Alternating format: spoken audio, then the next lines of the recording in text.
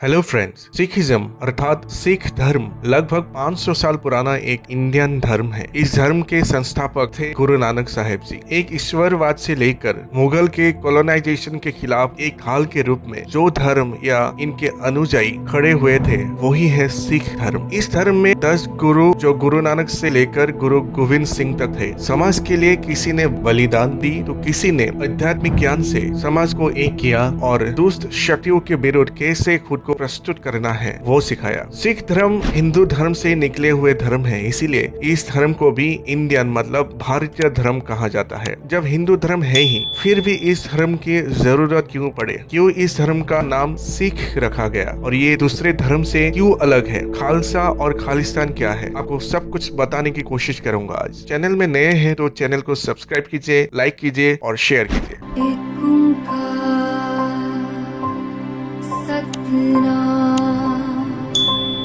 करता पुरख निर्भय निर्वैर अकाल मूरत अजूनी सैभं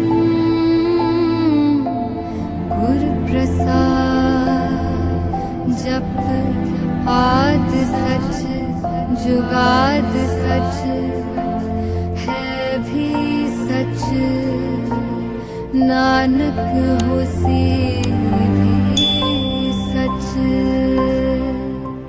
सिख धर्म गुरुओं के धर्म है। इस धर्म में अभी तक 10 गुरु हुए हैं। इसके अलावा भी गुरु ग्रंथ साहिब को आखिरी जीवित गुरु माना जाता है, भले ही ये एक ग्रंथ है। सिख धर्म में जो गुरु थे उनके नाम गुरु नानक साहिब जी, गुरु अंगद जी, गुरु अमरदास जी, गुरु रामदास जी, गुरु अर्जन देव जी, गुरु हरगोविंद जी, गुरु हरराय जी, गुरु हरकृष्ण जी, गुरु तेग बहादुर जी और आखिरी गुरु गुरु गोविंद सिंह जी। गुरु नानक जी का जन्म 1469 में हुआ था, आज के ननकाना शहर पाकिस्तान में। उनको दूसरे बच्चे से अलग करते थे उनकी आवाज जो भारी थे बचपन से, साथ ही साथ रहन सहन बोलने के तरीका भी कुछ अलग थे। बड़े होते ही सुल्तानपुर आ गए और वहाँ शाही भंडार में नौकरी करने लगे। उस समय जातिवाद, उच्च नीच धर्मों के बीच जो लड़ाई चल रहा था उससे वो खुश नहीं थे, इसीलिए लोगों को शिक्षा देने लगा एक ओंकार सतनाम के ऊपर, मतलब भगवान एक ही है। समाज और धर्मों के बीच ये भेदभाव नहीं होना चाहिए, एक भगवान ही है जो करता धरता है। बिना सोचे उस परम पिता भगवान से मिलने की कोशिश करो जहाँ कोई माया मोह नहीं है, जहाँ सबको समान नजर से देखा जाता है। गुरु नानक देव की मृत्यु 1539 में आज के करतारपुर पाकिस्तान में हुआ। वहाँ जो एक गुरुद्वार है उसको करतारपुर साहिब के नाम से जाना जाता है।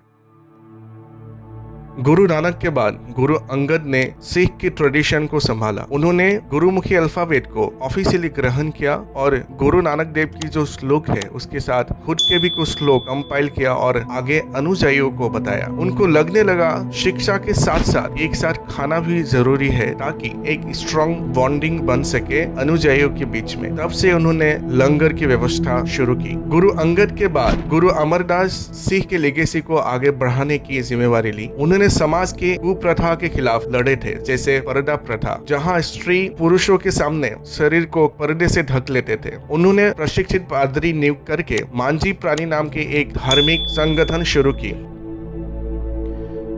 गुरु अमरदास के बाद गुरु रामदास ने कमान संभाल ली। इन्होंने हरमंदिर साहिब की स्थापना की जिसको हम गोल्डन टेम्पल के नाम से जानते हैं और इस तरह सिख धर्म के धार्मिक आइडेंटिटी बने। अकबर ने हरमंदिर साहिब के लिए जमीन दी थी। अभी तक जो ये 4 गुरु हैं उन्होंने सिख धर्म की सामाजिक और धार्मिक नींव रखे। गुरु रामदास के बाद गुरु अर्जन जी ने सिख धर्म की लेगेसी संभाला। यहाँ से सिख और मुगलों के बीच संबंध खराब होने लगे। एक्चुअली गुरु अर्जन साहिब ने 3 चीज लागू की। पहली चीज, अर्जन जी ने सच्चे बादशाह की उपाधि ली जो मुगल को खटकने लगे। दूसरी चीज, अपने शिष्यों के कमाई का 10% दान में देना कंपलसरी कर दिया। मुगल समझने लगे दान के नाम पे टैक्स लिया जा रहा है जो एक अथॉरिटी की परिचय है, क्योंकि दान कभी फिक्स नहीं होता, टैक्स फिक्स होता है और मुगल खुद के अलावा दूसरा कोई अथॉरिटी बने वो कभी नहीं चाहते थे। एक ही टेरिटरी में 2 लोग टैक्स कैसे ले सकते हैं। तीसरा सबसे बड़ा काम जो गुरु जी ने किया वो जहांगीर की स्वाभिमान पर अटैक किया। हुआ ये है, जहांगीर के बेटा खुसरो ने अपने पिता जहांगीर को विरोध किया था। तब गुरु अर्जन देव ने खुसरो को संरक्षण दिया था। जहांगीर इतने गुस्से हुए कि गुरु अर्जन देव को फांसी दे दी और गुरु अर्जन जी मार्टियरडम हुए सिखों के लिए।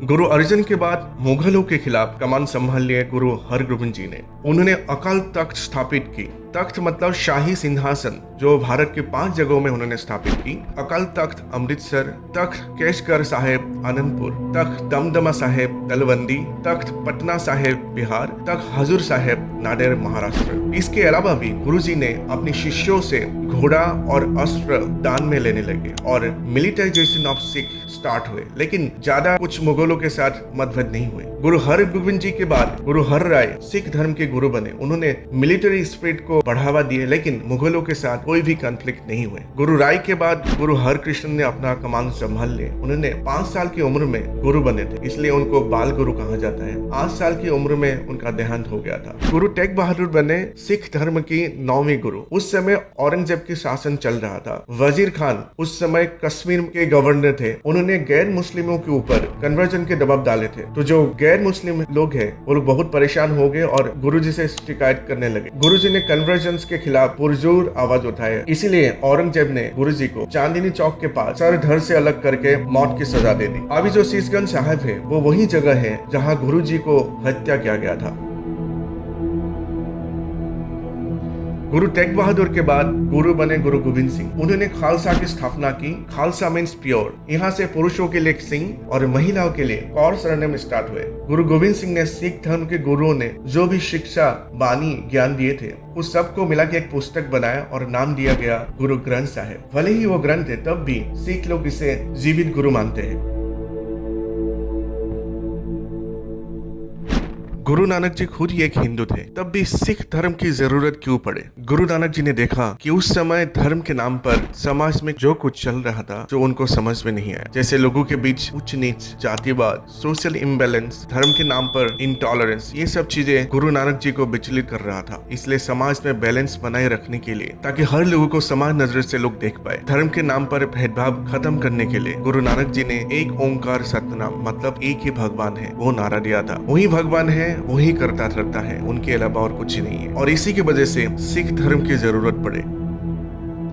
इस धर्म का नाम सिख क्यों रखा गया ये आपको आगे बताता हूँ। अब हम जानते हैं सिख धर्म दूसरे धर्म से क्यों अलग है। सिख धर्म में गुरुओं को श्रद्धा किया जाता है, लेकिन वर्शिप केवल भगवान को ही किया जाता है। सिख धर्म में भगवान को वाहेगुरु के नाम से पुकारते हैं। दूसरे धर्म में जैसे स्वर्ग, नर्क ये सब को मानते हैं, इस धर्म में ऐसा कुछ नहीं। यहाँ पृथ्वी को ही नर्क मानते हैं। और सिख धर्म का मानना है इंसान मृत्यु के बाद अपनी कर्म के हिसाब से बार बार जन्म लेते हैं और ये एक जाल की तरह होता है और इंसान इस जाल से मुक्त होना चाहते हैं ताकि परमात्मा परमेश्वर से मिल पाए। ये तब संभव है जब इंसान अहंकार, माया मोह से मुक्त होगा। हिंदू धर्म में इसको मोक्ष कहा जाता है। गुरु नानक जी कहते हैं माया, ईश्वर और इंसान के बीच में एक दीवार है जो 5 चीज से बनते हैं: हवस, क्रोध, लालच, लगाव और अहंकार। और इसे मुक्त होना ही मनुष्यों के धर्म है। जो भी व्यक्ति माया से मोहित होकर जीवन बिताता है, सिख धर्म में उसको मंदमुख कहते हैं। और दूसरी तरफ जो भी व्यक्ति अहंकार त्याग कर प्यार, संतुष्टि,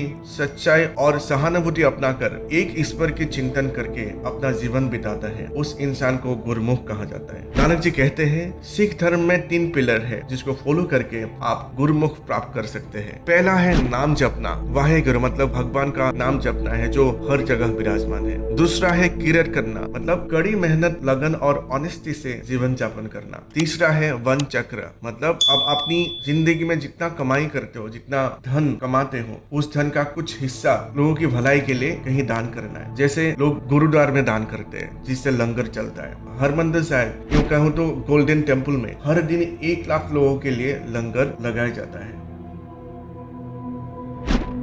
गुरुद्वार में हर लोगों को अलाउ है, इसलिए हर लोग अपने हिसाब से गुरुद्वार के कोई भी काम कर सकते हैं, लाइक सफाई करना, जूते साफ करना, खाना बनाना, झाड़ू पोछा लगाना। किसी को कोई रोक टोक नहीं। यहाँ हर धर्म जात पात समान है, ना अमीर है ना गरीब है, ना ऊंची जात है ना छोटे जात है, ना हिंदू है ना मुस्लिम है। किसी के बीच में कोई डिस्क्रिमिनेशन नहीं, सब एक है क्योंकि भगवान एक है। अब हम समझते हैं इस धर्म को सिख ही क्यों नाम दिया गया है। सिख धर्म गुरु ओरिएंटेड धर्म है, इसीलिए सिख के जो मंदिर है उसको गुरुद्वार कहा जाता है। गुरु के द्वार।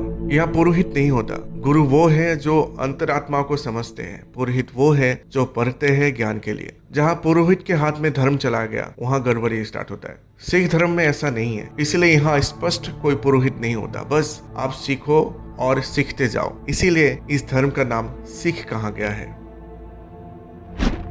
सिख धर्म में एक शब्द आम है जिसको हम खालसा कहते हैं। अब हम जानेंगे खालसा है क्या। ये उस समय की बात है जब गुरु गोविंद सिंह गुरु थे। मुगल ने भारत के लगभग हर जगह में अपना आधिपत्य स्थापना करना स्टार्ट किया था और गैर मुस्लिमों के ऊपर यातना देने लगे। तब गुरुजी ने अपने शिष्यों से कहा, अब बलिदान देने की टाइम आ गया है, और शिष्यों से बलिदान मांगा। बाद 5 लोग ही इसके लिए राजी हुए, जिसको गुरुजी ने 5 प्यारे नाम दिया। उन लोगों को केसरी की कपड़ा पहना गया और 5 चीज रखने के लिए कहा, जैसे केश, कृपान, कचेरा, कारा और कंघा। फिर एक पात्र से 5 प्यारे को मीठा पानी पिलाया गया और एक कास्टलेस कम्युनिटी पैदा हुई जिसको खालसा नाम दिया गया। एक सरनेम पुरुषों के लिए रखा गया जिसको सिंह कहते हैं और महिलाओं के लिए जिसको कौर कहा जाता है। आज भी सिंह और कौर सरनेम के लिए गुरुद्वार में उसी प्रक्रिया से गुजरना पड़ता है। खालसा मतलब प्योर, खालिस्तान मतलब प्लेस ऑफ प्योर। बात लोगों को गलत तरीके से पढ़ाया गया, समझाया गया। लोगों को दिमाग में ये डाल दिया गया है कि खालिस्तान मतलब वो जगह है जहाँ ओनली सिख रहेंगे। खालिस्तान मतलब पवित्र स्थान है जहाँ हर धर्म के लोग रह सकते हैं।